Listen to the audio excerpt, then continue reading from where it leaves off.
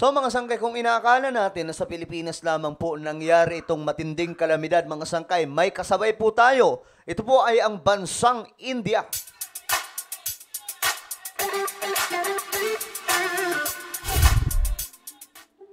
So sunod-sunod po ito ng mga pananalasa ngayon sa ating mundo, sa iba't ibang panig ng mga bansa.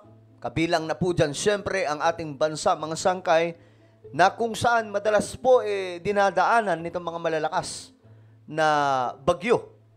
At ngayon kasi, mga sangkay, yung mga bagyo, masyado na pong kakaiba, masyado na pong delikado. Nagkaroon po ng pananalasa doon sa India dahil din po sa isang matinding bagyo na dumaan sa kanila. At kaparehas po ang nangyari dito sa ating bansa, mga sangkay, na dahilan kung bakit libo-libo mga tao po doon ang iniligtas. Yan po ang ating pag-uusapan ngayon, mga sangkay. Anyway, bago tayo magtuloy-tuloy, pakisubscribe po muna yung ating YouTube channel. Tayo po ay 1.32 million subscribers na dito sa YouTube. So kung hindi ka po nakakapag-subscribe, click the subscribe down below, click the bell, and click all. Sa mga nanonood po sa Facebook, i-follow nyo po yung ating Facebook page. Alright guys, ito ang nangyari. Tingnan po natin. Nasa 500,000 daw po na mga tao doon sa India ang inilikas dahil po sa bagyo. So hindi lamang po sa Pilipinas nararanasan ito. Maging ang India at iba pang mga bansa, actually sunod-sunod dito mga sangkay. Nauna po yung Italy, sumunod po yung Central Africa at iba pang mga bansa doon sa Africa. Na sumunod mga sangkay dito din po sa Pilipinas. Tapos may India nakasabay ng Pilipinas.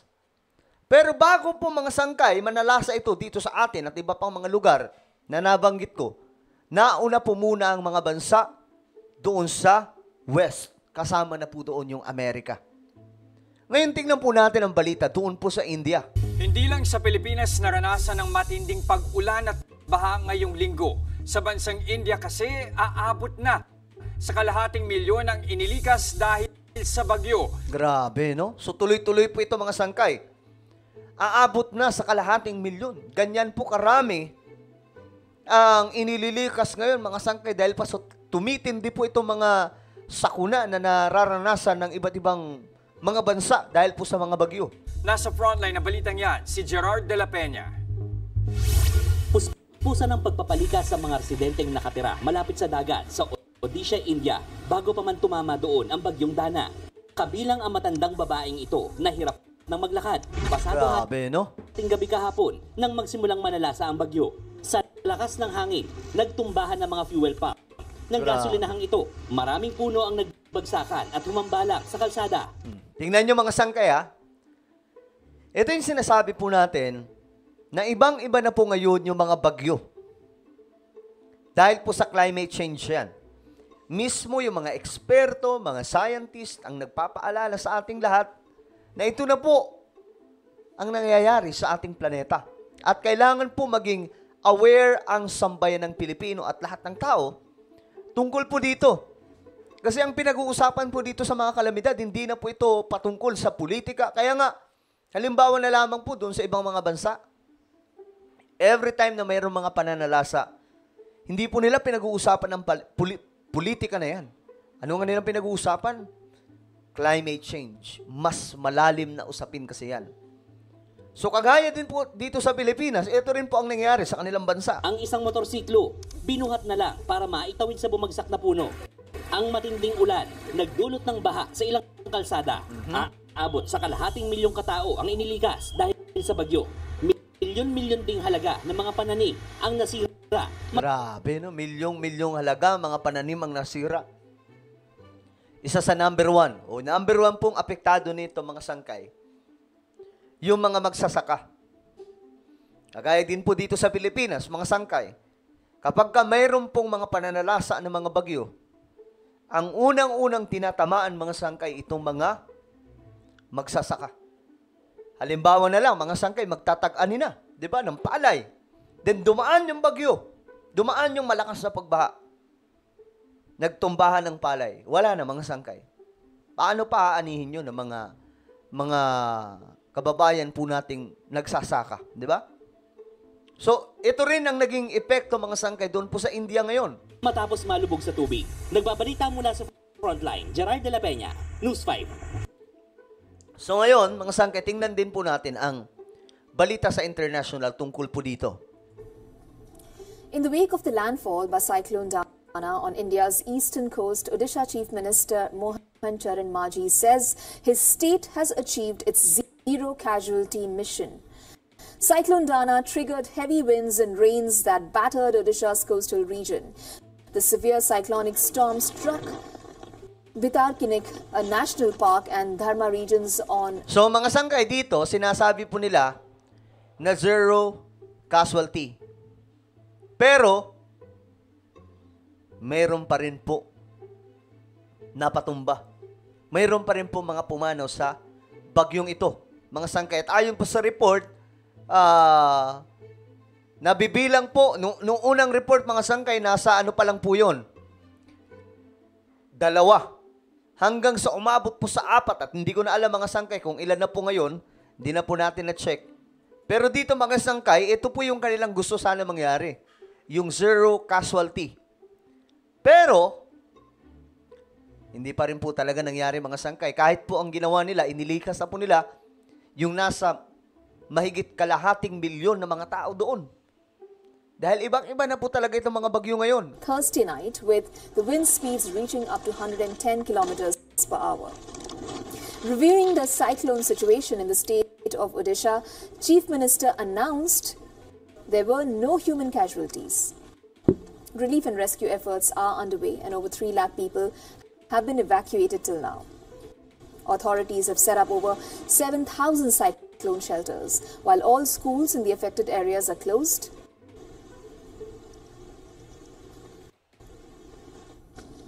Okay. So, tingnan po natin. Ayan, mga sangkay, oh.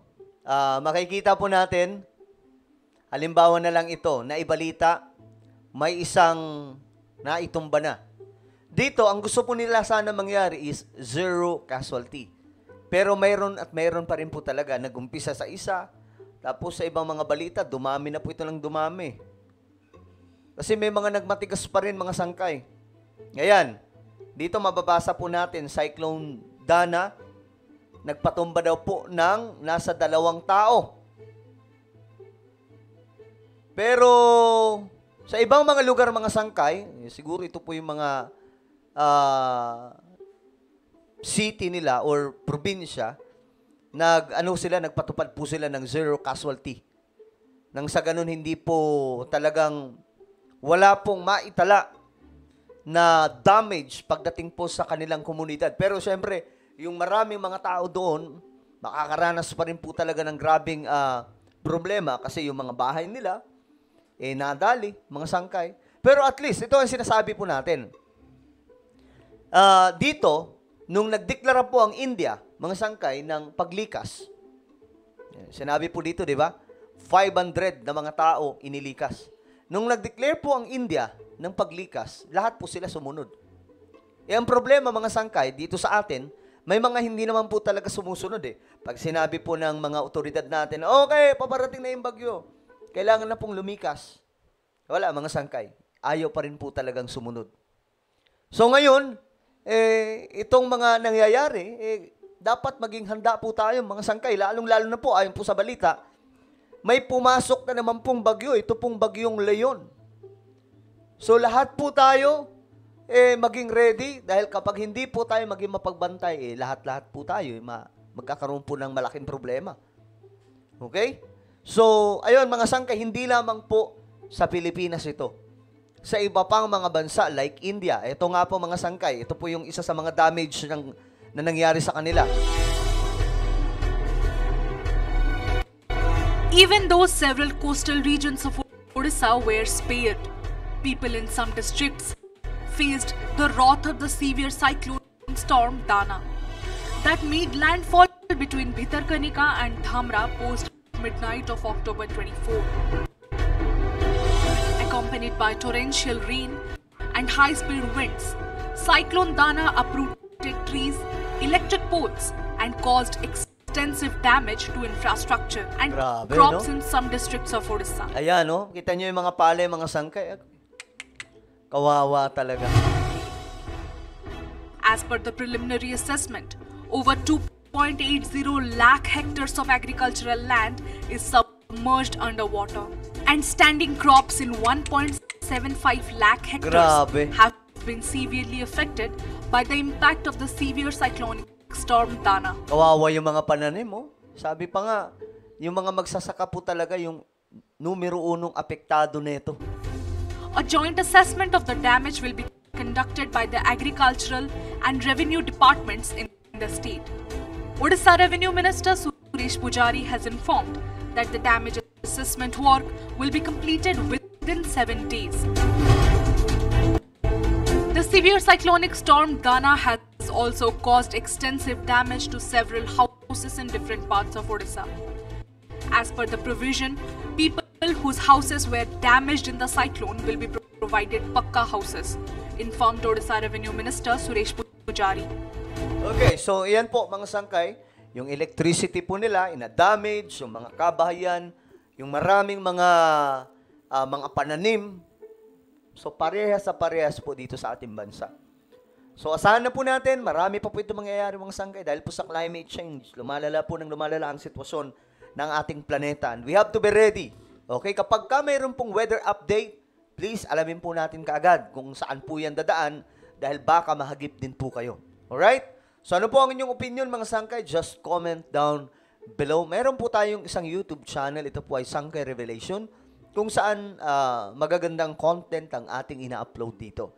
Hanapin nyo po ito sa YouTube. I-type nyo lang Sangkay Revelation. Kapag nakita nyo na, click the subscribe, click the bell, and click all. Ako na po yung magpapaalam. Mag-iingat pong lahat. God bless everyone.